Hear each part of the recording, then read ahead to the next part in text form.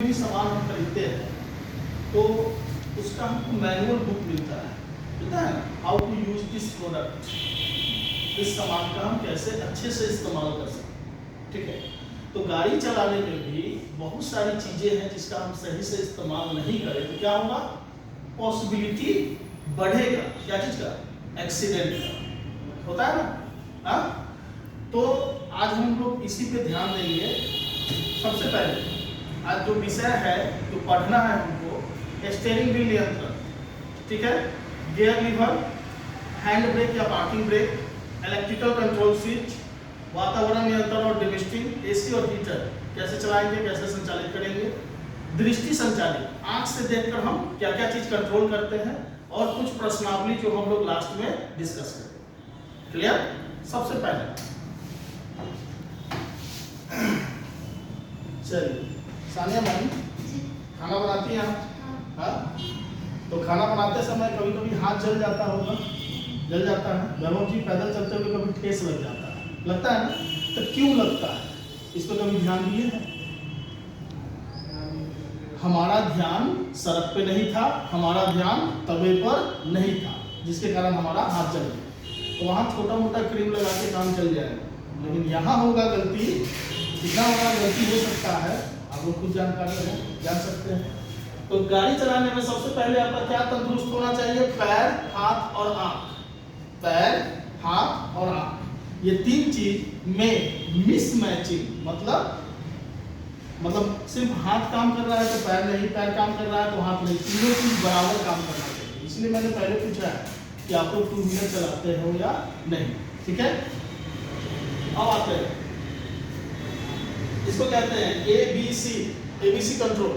ठीक है, अब A for accelerator, B for brake और सी फॉर क्लच।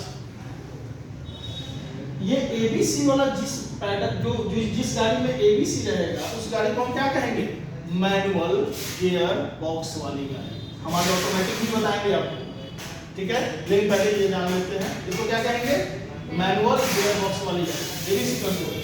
अब यहाँ से पॉसिबिलिटी कैसे लोग क्रिएट करते हैं एक्सीडेंट का, ठीक है, देखकर जो सीखते हैं। जैसे बाहर में हम लोग घर में गाड़ी है, पापा का गाड़ी है, चाचा का गाड़ी है, देखकर सीख गए तो वो पाँव रखेंगे ए के पास, मतलब भगवान के ऊपर क्या है, तो दाहिना पैर से ए और बी कंट्रोल होगा और बाएं पैर से सी होगा, लेफ्ट वाले से।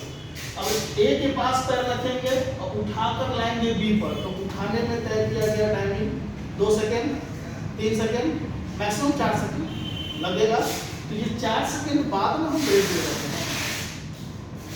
पॉसिबिलिटी आया एक्सीडेंट का, 1 सेकेंड में किसी का एक्सीडेंट हो सकता है। तो एड़ी को तल पर सहारा देते हुए पैडल को क्या चीज से दबाना है, पंजों से, ए बी। ठीक है, मतलब आपका क्या नहीं उठना चाहिए, पैर, एड़ी नहीं उठना चाहिए। ये इससे कैसे हम रखेंगे, ये दोनों पैडल के बीचों बीच पैर को। ये है आपका ए बी सी कंट्रोल। ए और बी को किस पैर से, किस पैर से, कहाँ रखेंगे पैर को, बीच में। ठीक है, क्या नहीं उठेगा वैभव सर, एड़ी नहीं उठेगा, और क्लच वाले को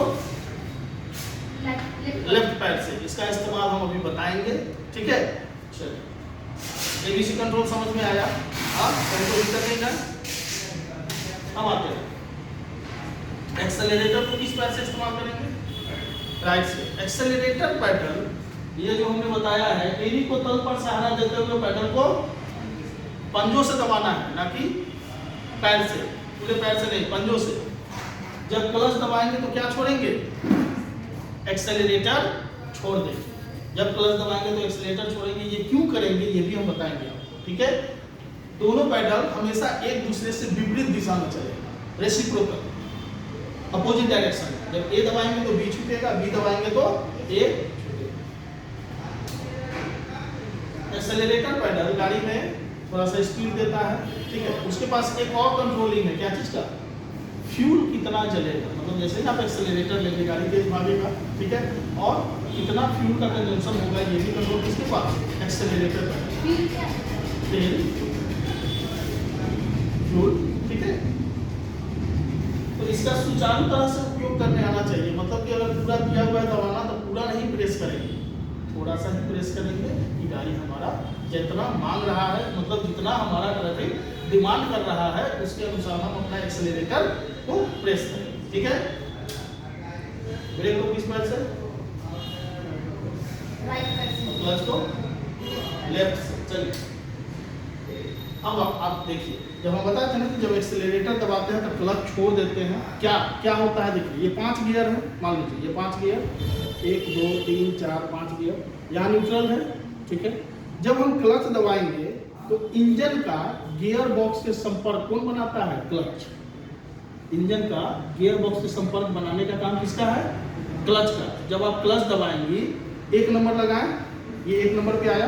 ठीक है, अभी क्लच दबाए हुए हैं और जैसे ही क्लच छोड़ेंगे तब ये पकड़ेगा, तब ये 1 नंबर पे पकड़ता है। तब ना एक्सीलेटर लेते हैं तो 1 नंबर पे ये आगे धक्का देता है गाड़ी को, है ना।